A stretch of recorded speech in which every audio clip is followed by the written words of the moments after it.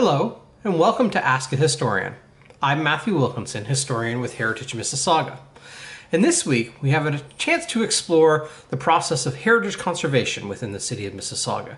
We will be joined by John Dunlop, the manager of Heritage Planning and Indigenous Relations for the City of Mississauga. And we'll look at kind of the how things happen, how things are preserved, what the nature of the Interior Heritage Act is, and how that can be played out on our landscape in terms of the conservation of heritage properties within the City of Mississauga. Well, joining us today on Ask a Historian is John Dunlop, the manager of Heritage Planning and Indigenous Relations at the City of Mississauga. And what we're going to explore today is there's a hashtag that's used in our little world about promoting heritage matters in the City of Mississauga, and that's how do you heritage. And so we're going to explore the concepts of how do we heritage in Mississauga. So thank you for joining us, John. Well, thank you very much for having me, Matthew. Well, I know there's lots of immediate things that have been out there in the news and things going on in not only our community, but other communities as well about the nature of conservation of heritage in our communities. And it can be a challenge, not only the process of conservation, but also the understanding of how it works. And part of that challenge comes with confusion of who does what.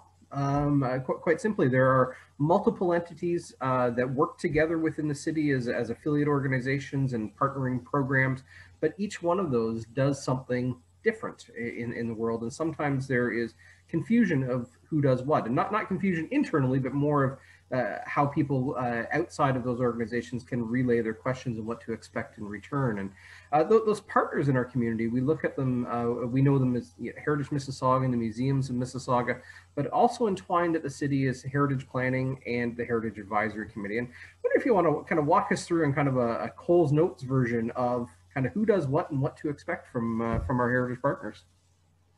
Absolutely. So I'll start with Heritage Planning. That's the unit I'm the manager of. So in Heritage Planning, the elevator pitch that we give is we manage change within the city. And what that means is, Mississauga is a city that is, it's growing rapidly, and not just in people, but in its physical space. You look at a lot of the large new developments that are coming in, like Brightwater, like Lakeview, like what's happening up around Square One and so forth.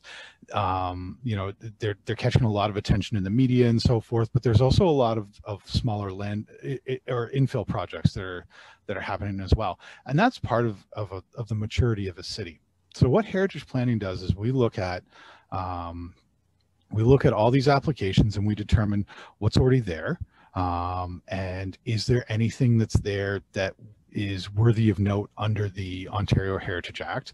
And then we work with our colleagues in planning and all other parts of the city that is responsible for building out the city, and making sure that in cases where there are significant heritage features or buildings or archaeological sites or landscapes or conservation districts, that those are protected and maintained in a way that we're not going to lose that character that already exists in the city, while we still allow the city to grow.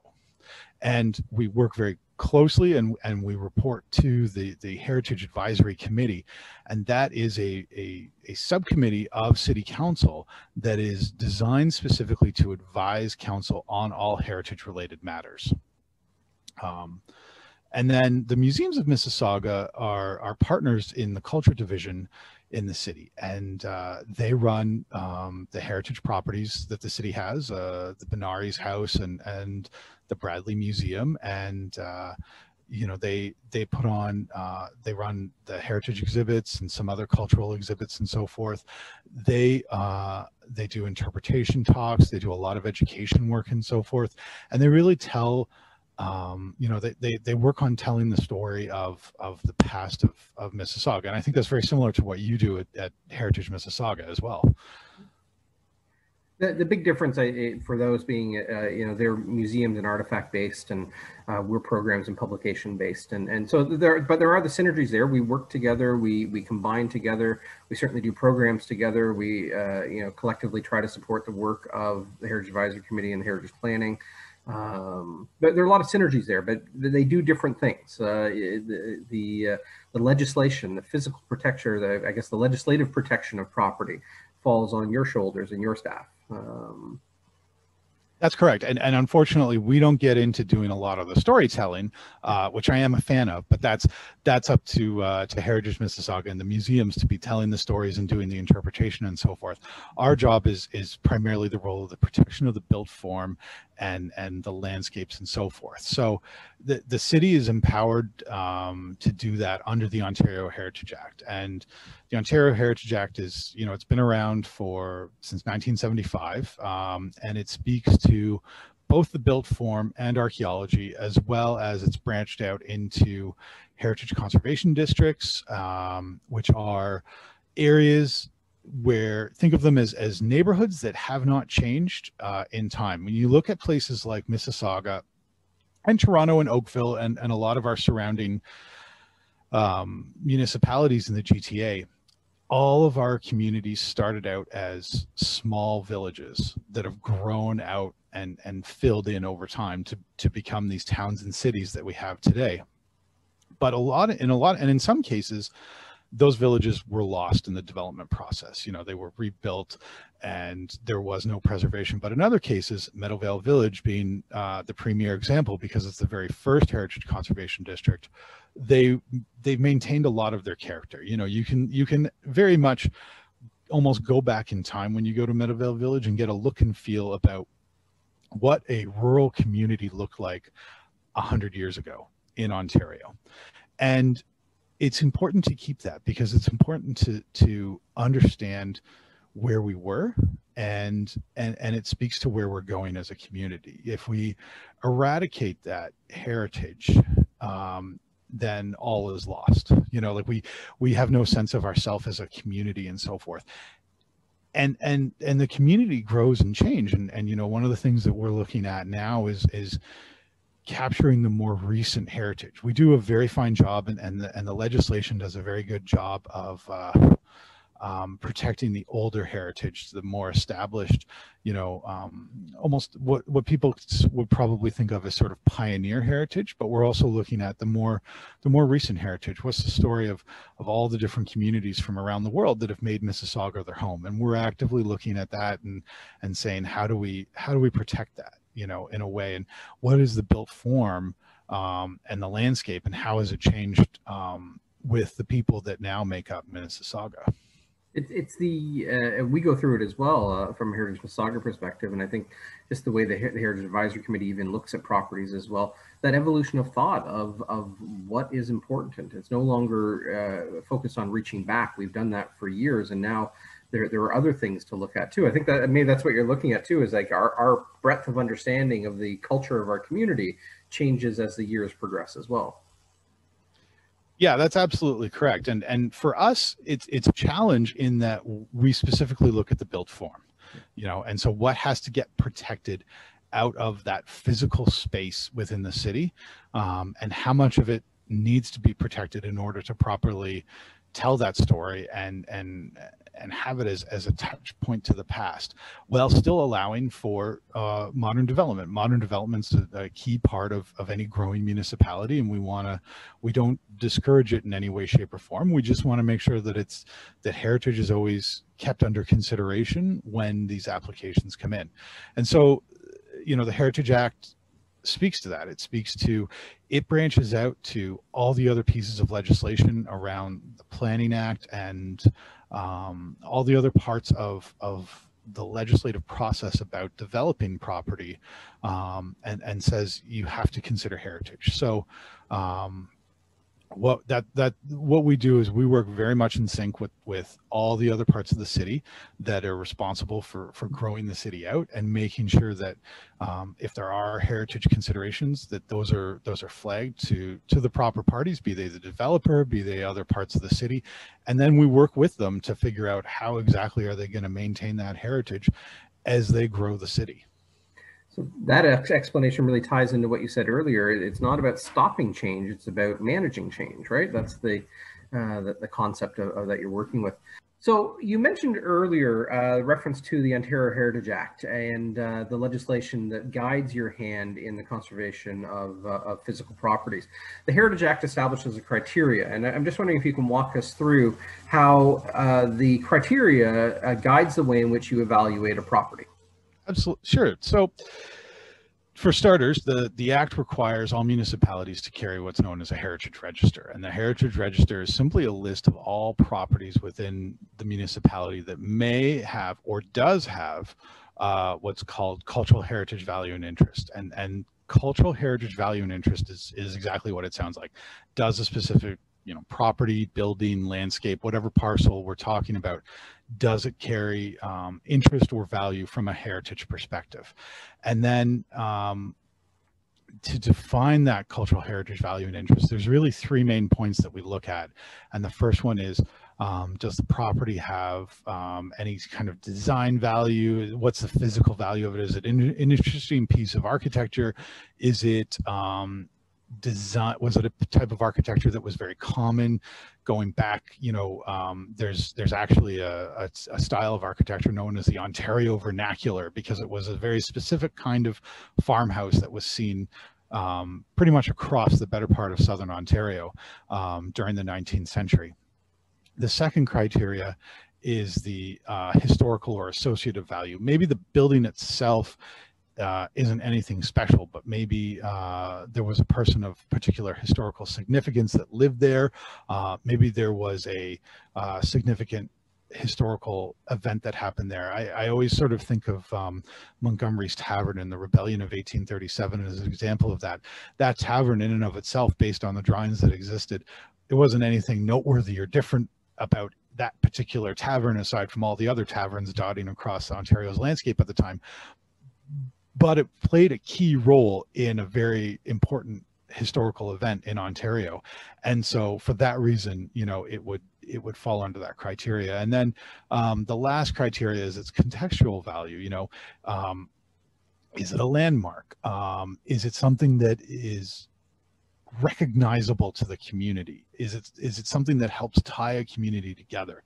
And that's where we get into the heritage conservation districts and the cultural heritage landscapes, is where you have a neighborhood or an area that has a lot of similar characteristics insofar as it helps define an overall area. You can go down to Port Credit, and Port Credit is, it's a large part of the city, but the heritage component of Port Credit, the old original Port Credit Heritage Village, is distinct from the rest of the area. It's got the old layout. There's still a lot of the older houses, the heritage houses that exist there. And even though the area, even within the Heritage Conservation District, has changed over time, it's got a different look and feel than the rest of the greater Port Credit area, very specifically because it is considered a Heritage Conservation District.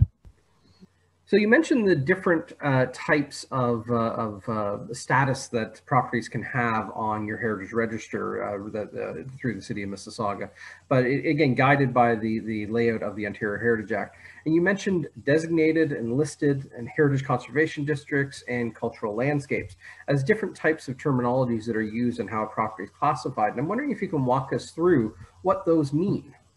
Absolutely. So I'll start with designated, because that's sort of the most common, the one that comes up the most.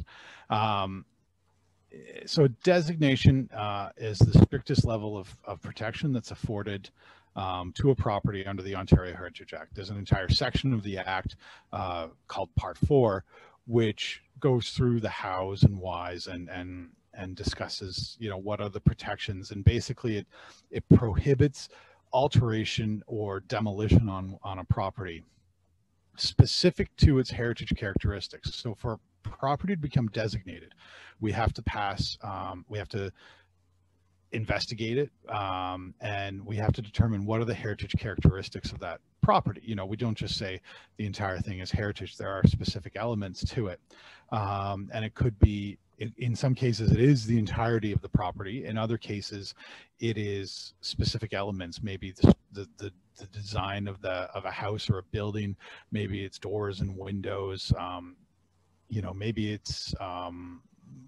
the fact that it's got a chimney, you know. And here in Mississauga there's a lot of houses that are made out of Credit Valley stone, so it could be the actual material on the exterior of the house that gives it its heritage status. And then a bylaw is passed at city council for designated property, and then it's protected with that bylaw. And so there's currently about 325 or so designated heritage properties in Mississauga. A heritage conservation district is the exact same thing, and the same level of protection, only it goes over an entire area or neighborhood and isn't restricted to a single property. It's where you're protecting an entire neighborhood.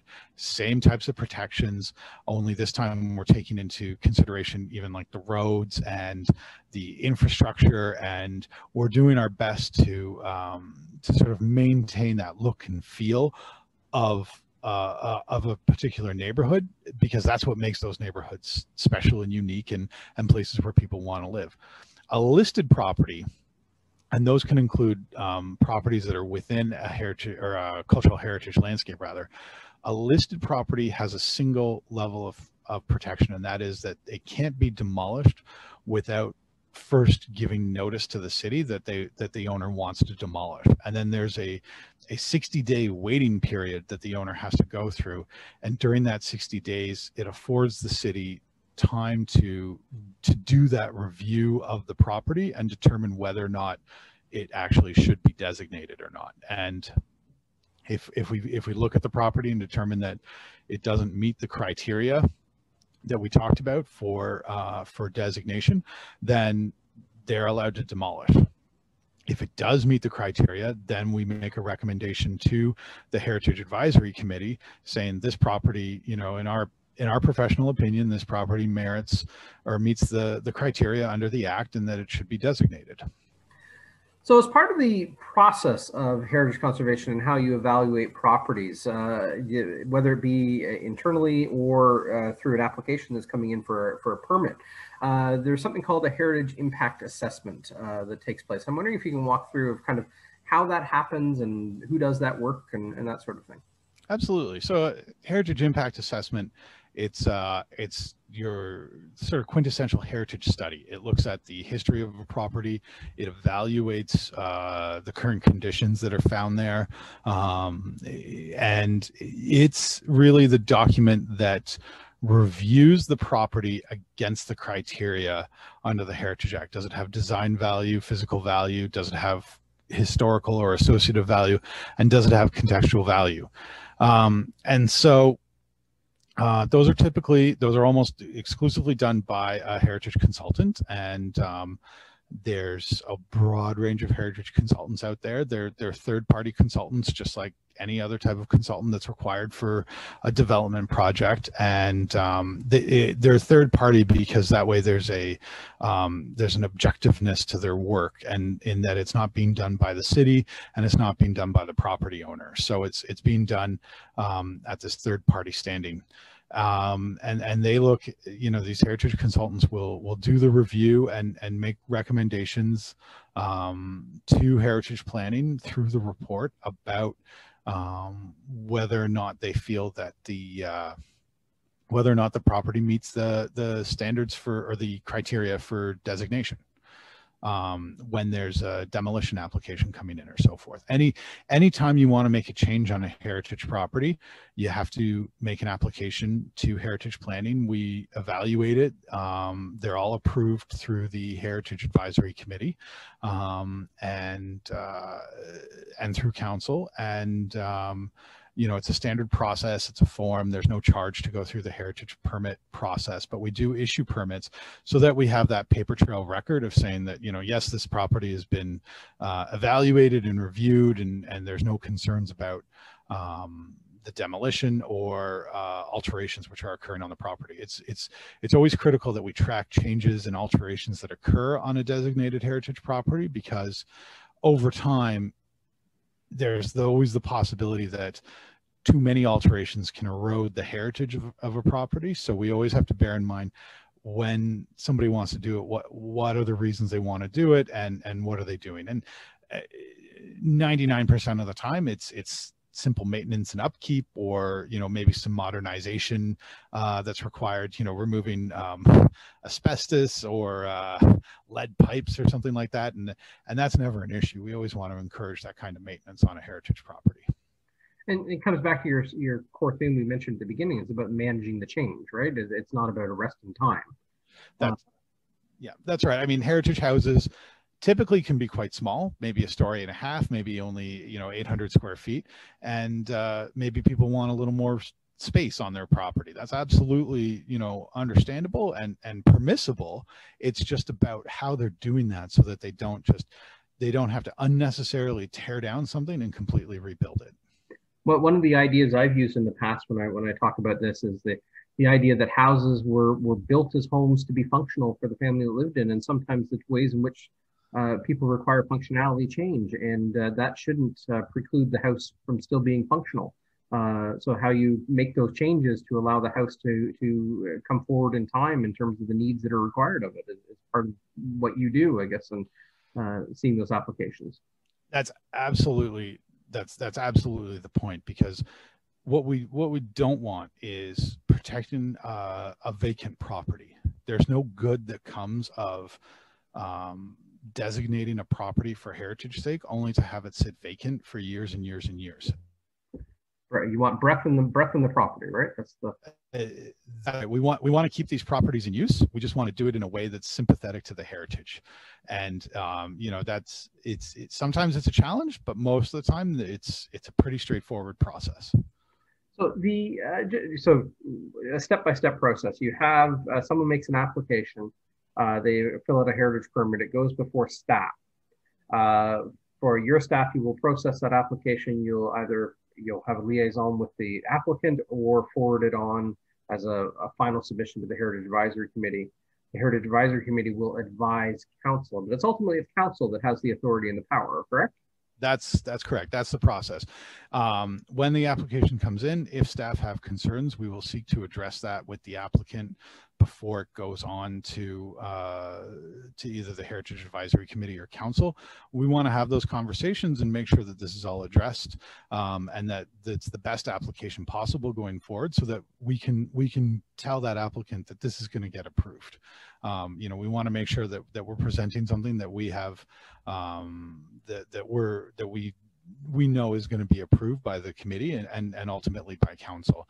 And council listens very closely to the Heritage Advisory Committee. It really does take their advice, well in stride, and the recommendations that are sent on to council are almost universally adopted. Could you maybe very quickly look at, I always try to reinforce people, it's not a fly-by-night or willy-nilly, if we can use that official term, makeup of the Heritage Advisory Committee in terms of the body that is advising council. Can you maybe briefly talk about kind of the expertise that the Heritage Advisory Committee brings to you as a sounding board, but also brings in terms of its advice to council?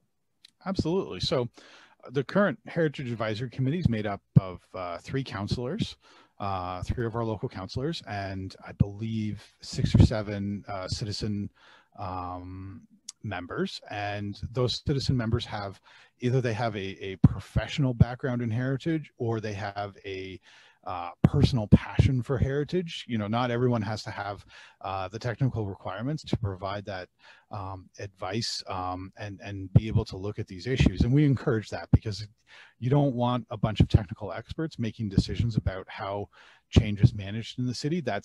You lose a lot of aspects of that, unfortunately. And so, anytime there's an application that's brought forward, staff evaluate it, we provide our comments and so forth, and then we pass it on for a final review to the Heritage Advisory Committee. And so the members of the committee, they look at every single application, they read through the reports, sometimes very lengthy reports, very detailed, and they may have comments about, they may have questions regarding if it's a redevelopment of the property, what does the new built form of a new building that's going up, what's it going to look like in the, you know, with the surrounding areas? How well is it going to fit in? They may have themselves. They may want to know what's the process that has gone through, how many times the staff, you know, had these discussions with the applicant, and what were the resolutions of those discussions. How do we get to this final product? And it's, you know, there's also, we've got members such as yourself or Dave Cook, who are long established historians within the community and have knowledge off the top of their heads about things that heritage planning staff just don't know, and are able to provide some context to the properties we're talking about that otherwise would be unknown. So there's always it's valuable to have those citizen input, if you will, in the process. Heritage is actually a very democratic process because it exists, because it does good for the community.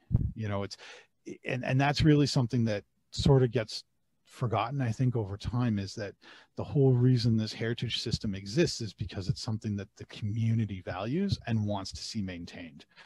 If the community were to say, we don't have any concerns about this, then we wouldn't worry about protecting past properties. But because there's always been an outcry to maintain some of the past character and features of any municipality, not just Mississauga's, but specifically Mississauga's, then that's why we have this whole system in place. And ultimately, it goes through this review process. It goes through this committee that is going to make recommendations to council. But then it goes to council. It's on council's shoulders on the final decisions that are made regarding property. So, you know, council makes a decision, whatever that decision is. What is if someone disagreed with that from the community perspective, whether it be the owner, developer, or something like that, what's the appeal process?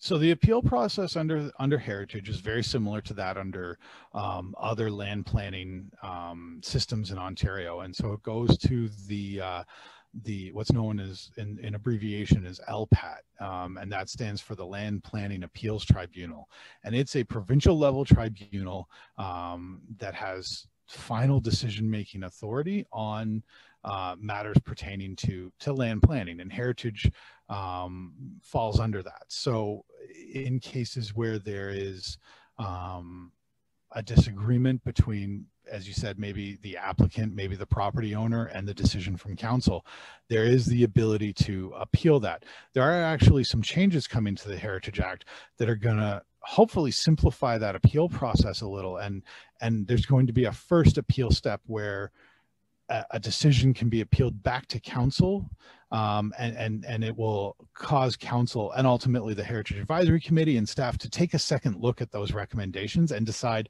you know, maybe there's new information that got missed.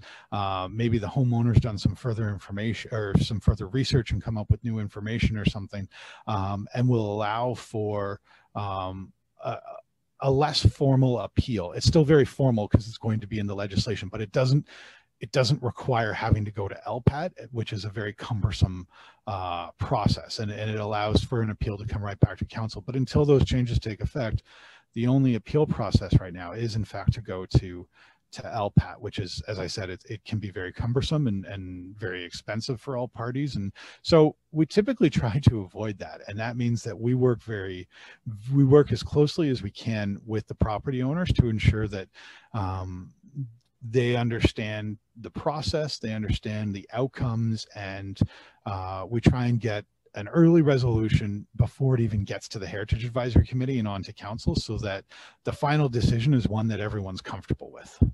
And the decision at LPAT is a binding decision on all parties, correct? That's correct, yeah.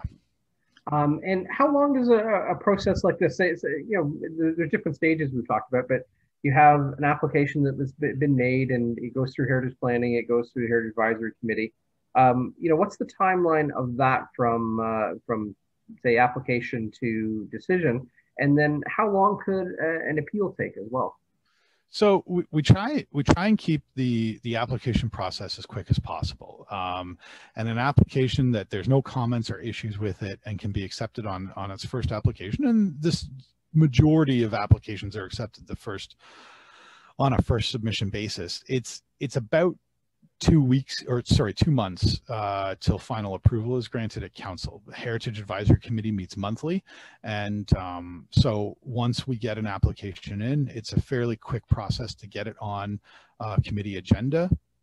And then after, typically those recommendations go from the Heritage Advisory Committee onto council within about 2 weeks after the meeting. So the longest time it would take would be around 2 months. It sort of just depends on when the application comes in versus our timelines for process. But we actually, as staff, the day of, say, the March 2021 Heritage Advisory Committee meeting, once that meeting is done in the morning, that afternoon, we're preparing the agenda and all the applications and everything for April's meeting. So we're already looking to the next month, the same day that the current month's meeting happens. So, and we do that because we want to make it happen as quickly as possible for applicants so that it doesn't linger.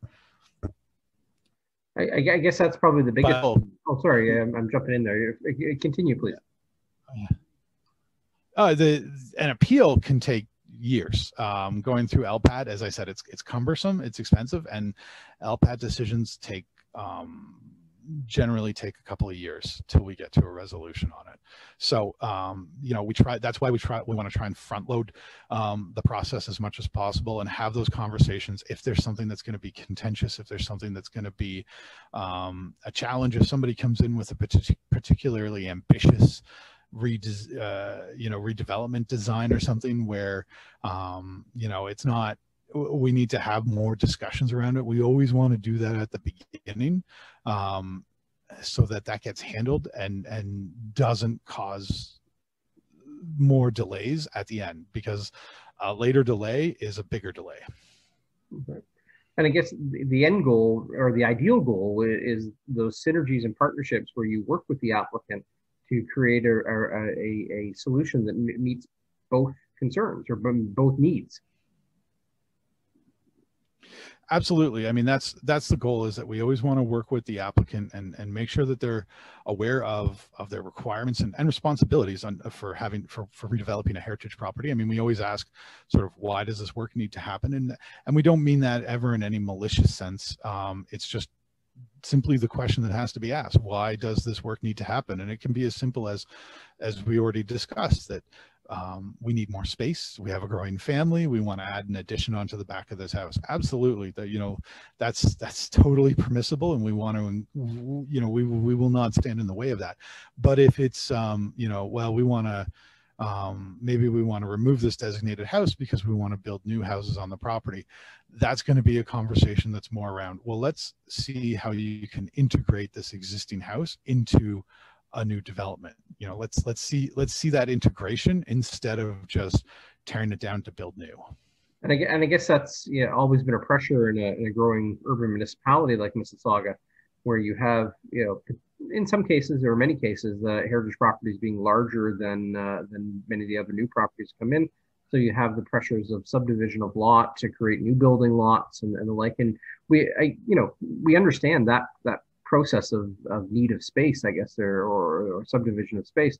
But the challenging part of that is the handling of the heritage asset that's on that property. And can you speak a little bit about maybe those challenges or pressures that we face even as our municipality continues to grow? Yeah, absolutely. I mean, I think your point is an excellent one, in that traditionally lots were always larger in size, and so as Mississauga as a city has grown out and there's less and less space to be putting up new subdivisions, we start to look more and more at infill opportunities.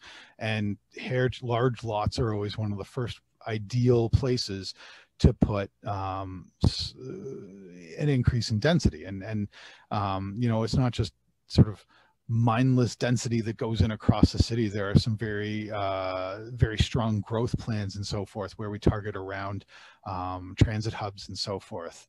And we want to make,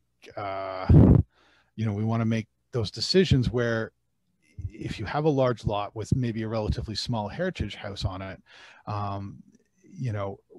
we want to make sure that how that gets redeveloped, it doesn't hide the heritage. It doesn't overshadow it. It doesn't obscure its characteristics.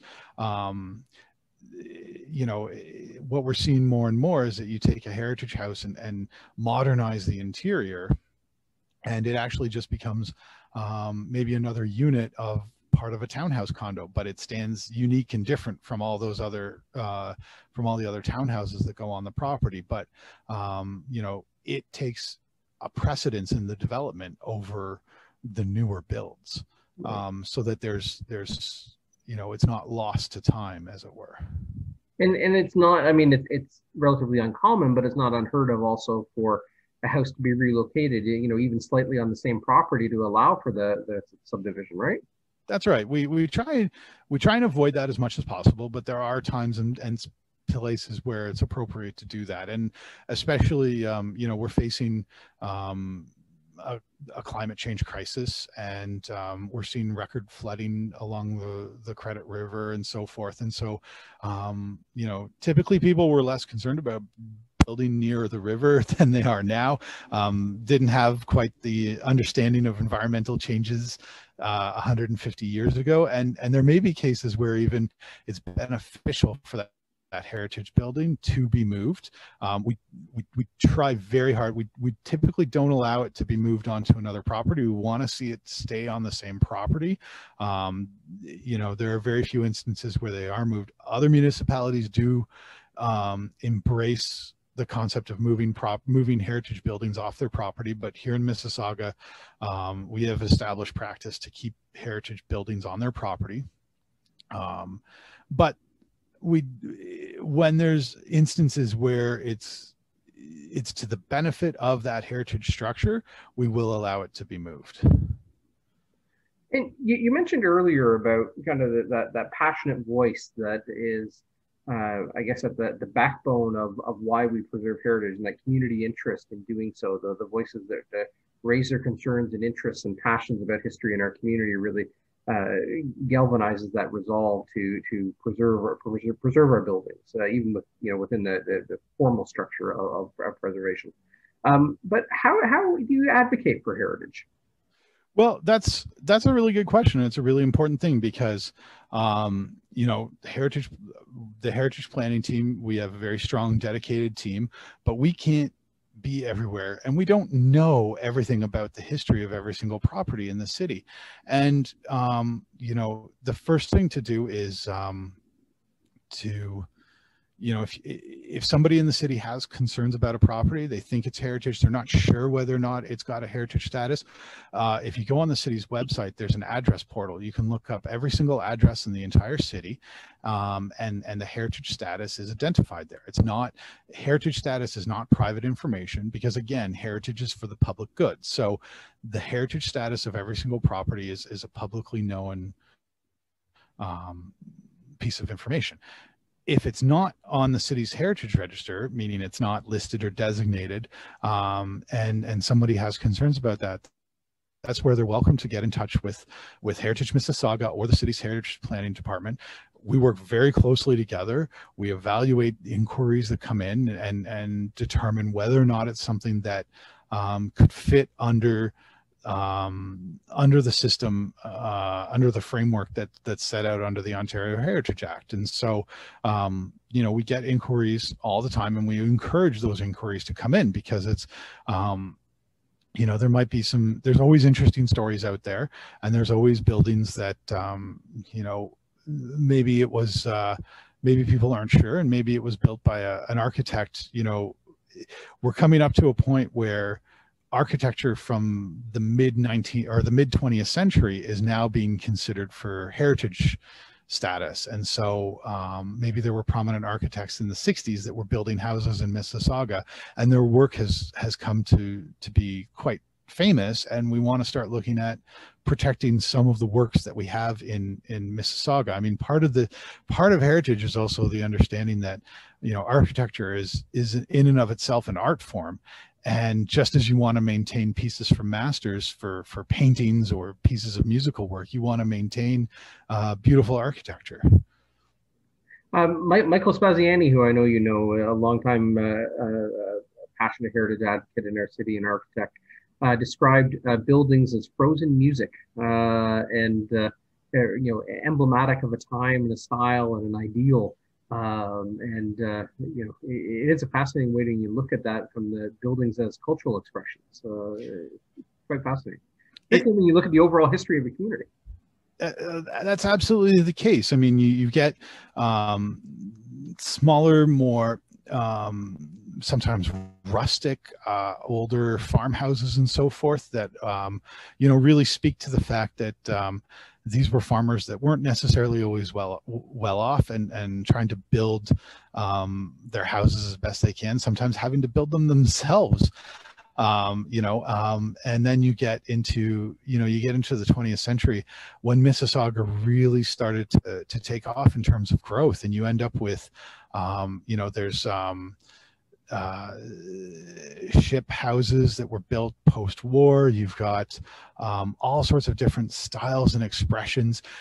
Looking at the University of Toronto Mississauga campus and some of the brutalist architecture that lives there, that people may dislike brutalism. It always tends to get a bit of a blow, but it's iconic, and it speaks to that period of when what was being built and what was the expression that was trying to come across, when these buildings went up. It's important to remember that, progress is good, but past progress is also important, and it's important to maintain that. So when it comes to, we've talked about advocating for heritage, and I guess in a way you answered two levels of the question. Well, what does the community, what can the community do, but what does the city do as well? There's the twin process there, or an entwined process. But what can just an everyday individual person do if they see something of interest, if they've learned something of interest? How can they reach out? I know you mentioned getting in contact. That there is the website for heritage planning that has a lot of resources and assets on that people can refer to. How can people learn more about the history of a property? Who do they contact from an individual resident perspective? From an individual resident, they're welcome to reach out. There's the website. There's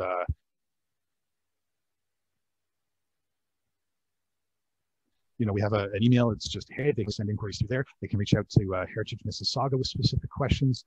There's the Canadiana room at it's at the Hazel McCallion Library, and that library is currently undergoing renovations. So I know that they're sort of working off site, as it were, but they're still very actively taking in requests and so forth. There's a lot of information out there. I always encourage people, if they have a specific plan, if they want to see a property considered heritage, it's always good to touch base with us before they get into a heavy research mode. There is research that they would have to undertake themselves, and but before they do that, because they don't, going back to the earlier part of our conversation, it's got to meet certain criteria. And so before you make that, come up with your elevator pitch of a property before you get into a full 30, 40 document, history paper, research project on it, because if there are compelling stories out there, but not all of them meet the criteria. And, that doesn't mean that, what that means is we might not be able to preserve the built form. That doesn't mean that story has to be lost. As we talked about, there's lots of different ways heritage and history get told in Mississauga. So we can't protect every single building. That's never our intent. That's not what we do. And there might be really great stories on a property that are best told through some way other than protecting that building. Ultimately, protecting a building and having no story to back up why it's being protected doesn't serve that much of a good, because it's just another building. We want to have both. We want to have the story and the building to enrich our community. Right. And you have, I remember when I was embarking in this career, and a professor told me, don't get the lows get you low, and don't get the highs get you too high. You got to find that middle ground. And I guess that's best applied also to heritage conservation, of finding the best solution for the issue at hand. And ideally working with the owner, working with the applicant, working with the resident to see in ways in which our stories can be preserved. And again, whether it's built form, whether it's through place name or interpretive plaques or whatever process, we have published stories. It's a fascinating way that you look again at that kind of the layers of culture in our community, and we can really connect with the time span of our community through its built form, and how that's changed over time. I just find that fascinating. Well, and that's because, buildings, not all buildings were built to last, and that's the reality. And it's a bit of a folly to impose a requirement to keep a building standing, especially if it's degraded to a point where it becomes a safety issue. We don't, if there's an order to condemn a building, even if it's designated, we have to respect that and say this is an unsafe building. And there may be instances where extraneous measures are required to keep it standing because it is a very important heritage property. But accepting the loss is part of what we do, and then that's when we look to the alternatives beyond saving the built form as ways of telling those stories. So in some cases, if a building does have to come down, we might want to see an architectural study of it done before it comes down, so it's not entirely lost and there's some type of record. But we're really, our focus is also on interpreting the heritage of a property, because in doing it in some way that's going to tell that story to the residents of Mississauga, because that's what makes it unique. And so it's striking that balance between saying we want to preserve it, we want to preserve some of it, and we want to tell some of the story. And we can't, you can't save every single house and put up a plaque in front of each one, but you want to save enough of it so that there's a good story there and there's a sense of community around these properties and these areas. You're reading my mind. That's an excellent segue to what I was going to just mention. I remember many years ago reading an article about how heritage conservation promotes excellence in new building. Maybe that's a leap too far in my process, but I'm thinking there's a role that heritage conservation plays in the love of a place, and even a love of the place as it grows and expands and new builds come in. It creates connections, it creates stories, it creates a passion within a community. And I don't know, maybe in general terms, you can talk about kind of those connections in a way, because I do think there's an important element there of interconnectedness. Well, I think one of the big parts of that is something like the Bread and Honey Festival in Streetsville. And part of the reason why that's such a special event is because it's happening in Streetsville, on Queen Street, in a part of a very modern city like Mississauga, where you almost feel like you're going back in time when you walk down Queen Street, and you're standing there at the intersection of Queen Street and Main Street in Streetsville, and you can look around and you can see 200 years of history and how it's evolved over time. And I don't want to suggest that the festival wouldn't be as special were it not for its setting, but the setting adds so much to that festival. And that's really it. You want to preserve these aspects because it's a touch point for people. Right.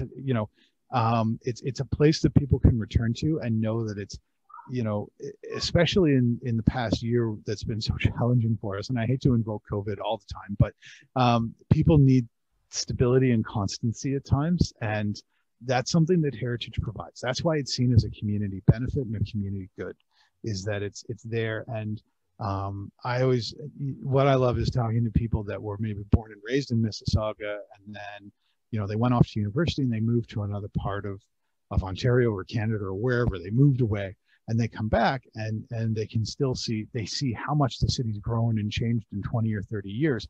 But then they go back to these neighborhoods, like these heritage neighborhoods, and they see that everything has stayed the same. And it's always special to say, for them to come home again and see that there's a consistency there, and that there's always a part of Mississauga that is Streetsville. And for me, I'll do a segue that ties into you from our personal experience and just this year. I grew up in Arundel, so for me, there's always an Arundel, and within our city, and looking for places in these times where I can safely take kids for outdoor play and whatnot. I was reminded of a hill in my youth where we went tobogganing, and the hill is still there, and it's municipally owned, and not many people know it. And so here I am, much later in life than when I lived on that street and grew up in that place, and yet I take my own young children there where I tobogganed at their age, and yeah, it's in the back of a city-owned heritage building, and there's a heritage landscape, Arundel Village, a cultural landscape with lots of history around it. And we went for a walk around the village, the same streets that I walked in and played on. There is that connection to this place about the managing of change and kind of that generational story that can be told, and how people connect to that story. And I think that's important. You have to have those cultural connections in a community to really embrace it and be part of it. I think those are intrinsic qualities that there's that commercial, priceless. Well, that's it exactly. I mean, it's, heritage value inherently, we don't assign a dollar amount to that value. It's that intrinsic value that you can't put a dollar sign on it, but it's like so many aspects of a good community. It's the intangibleness of the value that heritage brings to a community, and that's why we do preserve its built form where it's appropriate to do so. Where that intangible value has been identified, we want to see that preserved. That's part of having, it's built into the city's strategic plans of building complete communities, and heritage is part of any good complete community. And I couldn't have said it better. Maybe that's an excellent place to jump off, and just reflecting on the positive role that heritage conservation can play within our communities, and kind of how people can and do passionately connect with the place in which they live, often through those historic places and historic streetscapes and the like.